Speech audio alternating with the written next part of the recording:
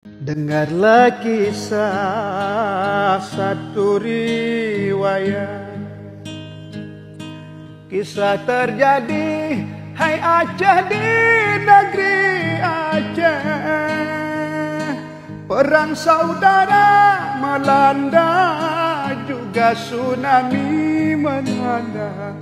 Sedih dan pilu terasa menusuk jiwa. Yatim piatu menangis terseduh-seduh, rindu bertemu bersama orang tercinta. Ayah dan ibu yang hilang, entah di mana jasadnya.